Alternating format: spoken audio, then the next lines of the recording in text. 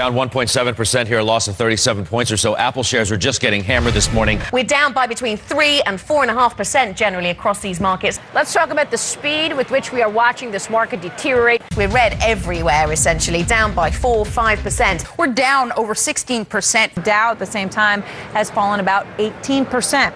The stock market is now down 21%. Because we're now down 43%. What in the world is happening on Wall Street?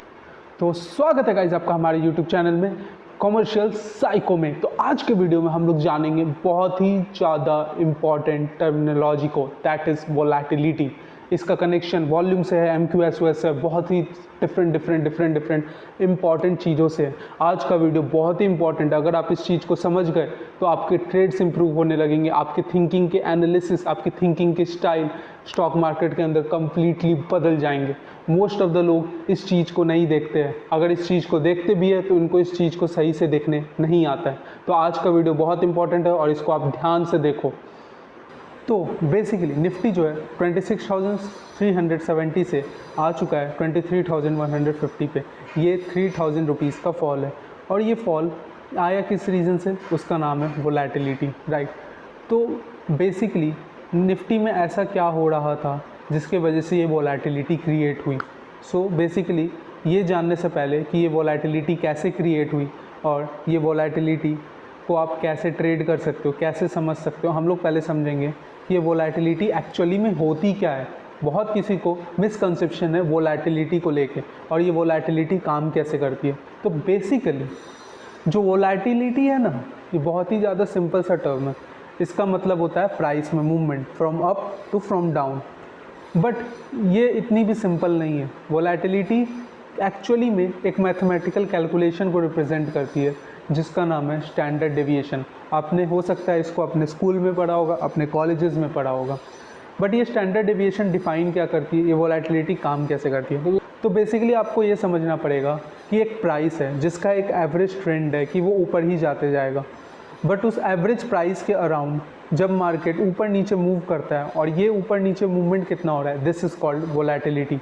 अगर कोई price बहुत ज़्यादा volatile नहीं है but उसका जो ट्रेंड है उसको वो फॉलो कर रहा है कम वॉलेटिलिटी में, तो वो एक कम वॉलेटाइल स्टॉक हो जाएगा या कम वॉलेटाइल शेयर हो जाएगा।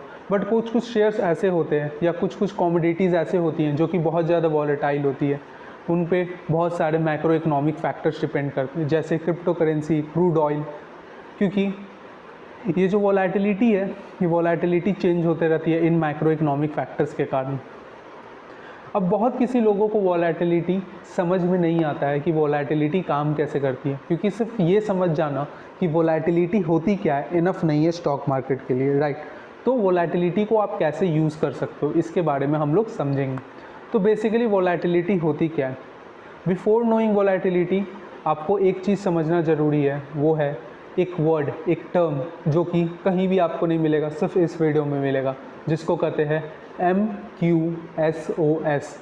इसका फुल फॉर्म होता है median quarter sigma order size. What does it really mean. So basically median quarter sigma order size आपको ये बताता है कि आप कितना पैसा किसी भी स्टॉक पे डालोगे या किसी भी इंडेक्स पे डालोगे या किसी भी कॉमोडिटी पे डालोगे जिसके वजह से उस कॉमोडिटी के प्राइस में मूवमेंट आएगा। This is called MQSOS। तो वेदर वो ऑप्शंस आप ट्रेड कर रहे हो या वेदर आप फ्यूचर्स ट्रेड करते हो, आपको पता होना चाहिए कि MQSOS का बहुत ही ज़्यादा इम्पोर्टेंस है मार्केट के अंदर, ठीक है। तो बेसिकली ये MQSOS क्या है, ये बेसिकली MQSOS कितने अमाउंट का आपका होल्डिंग्स आपको परचेज करना पड़ेगा, सेल करना पड़ेगा, जिसके वजह से आप प्राइसेस में मूवमेंट ला सको। कैसे, तो अपने इच्छा पे। This is called MQSOS। So basically हम लोग ने अभी तक क्या समझा है कि वोलेटिलिटी होती क्या है। वोलेटिलिटी मतलब प्राइस का मूवमेंट अपवर्ड्स या डाउनवर्ड्स, कहाँ से, तो उसके किसी भी स्टॉक के एवरेज प्राइस के around, that is called volatility. दूसरा हमने ये समझा है कि median quarter sigma order size क्या होती है। तो basically median quarter sigma order size या MQSOS होती है कितना पैसा आपको मार्केट में डालना पड़ेगा अगर आप चाहते हो कि मार्केट में प्राइसेस को आप मूव कर सके। अब इसके बाद बहुत ही ज़्यादा इम्पॉर्टेंट टर्मिनोलॉजी जो आपको समझने की ज़रूरत है वो है volume. Why volume, what is volume. So volume basically means कि कितना अमाउंट्स ऑफ शेयर्स को ख़रीदा जा रहा है, बेचा जा रहा है, this is called volume. Why is it important? Because volume price manipulation का सबसे बड़ा टूल है. अगर आप इसको समझ गए ना तो आपको वॉलेटिलिटी भी समझ में आ जाएगी. आपके 90% ट्रेड्स जो लॉस में जाते हैं वो प्रॉफिटेबल में कन्वर्ट होने लगेंगे अगर आपको वॉल्यूम को सही से देखने आता है तो. राइट. तो what is volume, what is volatility, आज हम लोग इस वीडियो में ये जान रहे हैं. तो बेसिकली वॉलेटिलिटी का मतलब होता है प्राइस में मूवमेंट. अब ये प्राइस में मूवमेंट को लाया कैसे जाए, कैसे हम लोग को ये पता चलेगा कि प्राइस बहुत ज़्यादा मूव करने वाला है या प्राइस बहुत मूव नहीं करेगा, वो डिपेंड करता है वॉल्यूम पे. So basically what is volume? Volume का आप अभी तक समझ चुके हो कि वॉल्यूम मतलब कितने नंबर ऑफ शेयर्स को ख़रीदा जा रहा है, बेचा जा रहा है. This is volume. Right, simple terminologies में. अब ये वॉल्यूम होती क्या है? राइट. तो वॉल्यूम को आप समझ सकते हो एक हथौड़े के तौर पे in sense of volatility. Volume एक हथौड़ा, एक टूल किट है जिससे कि आप मार्केट को वॉलेटाइल कर सकते हो. ये बहुत इंपॉर्टेंट चीज़ है. वॉल्यूम का आप यूज़ करोगे मार्केट को वॉलेटाइल करने के लिए. क्यों? मैं इसका रीज़न मैं अभी आपको थोड़ी देर में बताऊंगा एक सिंपल से एग्जांपल के साथ. सपोज़ करो कि आपके पास एक दीवार है, आप उस दीवार को तोड़ना चाहते हो.